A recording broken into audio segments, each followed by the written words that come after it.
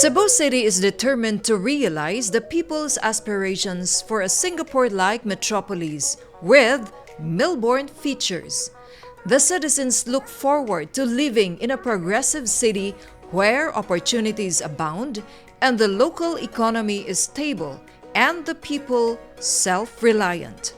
More importantly, they seek for a livable community where the bounties of nature in the highlands are preserved, while the urban centers breathe life with open spaces where people, families and children, schoolmates and group of friends can gather and enjoy time with each other. In promoting a balanced way of life, the administration of Mayor Mike Rama developed the concept of a vast people's park, in the local lingo, Plaza sa Katawhan. Driven by his being pro-people, it is his way to add vigor to the citizenry. As mayor, he leads the departments to do their part to realize the people's dream. The project is also a renaissance of 19th century Cebu City. Based on a map dated 1837, it drove the mayor to restore the city's rich heritage when no less than 4 parks abound the city center. Armed with City Ordinance 2582 that promotes the National Heritage Act of 2009, Rama intends to protect, conserve, and enhance at least 28 heritage sites in the city. Much more for the sites downtown that the city declared as Heritage District through City Ordinance 2720 and places that the Mayor's Executive Order No. 16 regulates for public use and enjoyment. After he fought for the rebirth of the Freedom Park and moved heavens to improve Plaza Cebu and revive the Children's Park in Pasil, he wants more locations to be restored and further improved to match contemporary global parks. Plaza sa Katawhan covers the environs of Cebu City Hall within a 500-meter radius, covering an area of about 250,000 square meters. It incorporates Plaza Independencia with the Fort San Pedro complex. It goes through a portion of Magallanes Street that will be converted into a walkway covered with paver blocks and renamed Calle Magallanes. It also encompasses the entire Plaza Cebu with the Magellan's Cross, the Senior Citizens Park with the towering image of Señor Santo Niño, with the old Gotiaco building, now Cebu Chinese Heritage Museum, and what remains of the Magellan's Park. Plaza sa Katawhan further covers the vintage Compania Maritima with the Puso Village west of the structure and the open lot by its south side that head portion of the Cebu South Coastal Road Tunnel.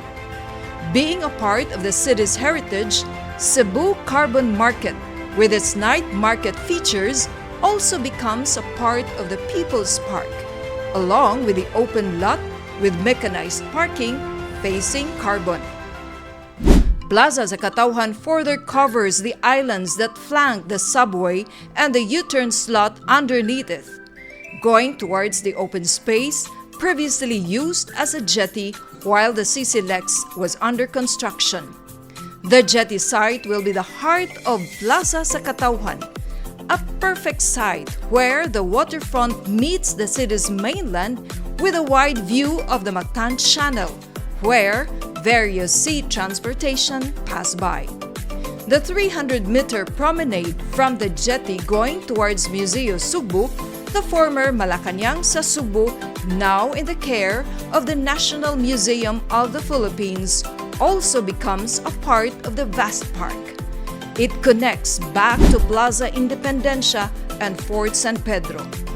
The project will involve the inclusion of basic facilities and the establishments of access roads. This has been a work in progress since the time of President Gloria Macapagal Arroyo, who helped Mayor Rama by funding the improvement of Plaza Cebu with the City Hall Legislative Building, as well as Malacañang sa Cebu and Plaza Independencia.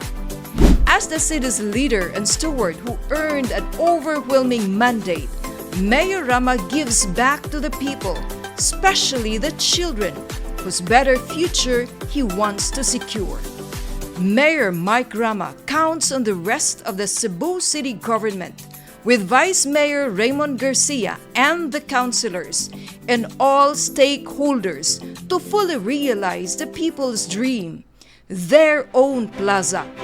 The Cebuanos need the support of the national government of President BBM Marcos with and through the Department of Transportation under the leadership of Secretary Jaime Bautista. Like what the city got from previous national leaders, the city seeks for a MOMAC, the management, operation, maintenance, and control of all parks and open spaces within the city of Cebu. This will be a legacy project that the citizenry of Cebu City will remember President Marcos, Secretary Bautista, along with Mayor Rama and the incumbent city officials for providing them their plaza sa Katawhan. For indeed, together we can make greater things happen for Cebu City. In God we trust. Mahal nga Birhen sa Guadalupe, pray for us. San Pedro Calungsod, pray for us. Señor Santo Niño, have mercy on us.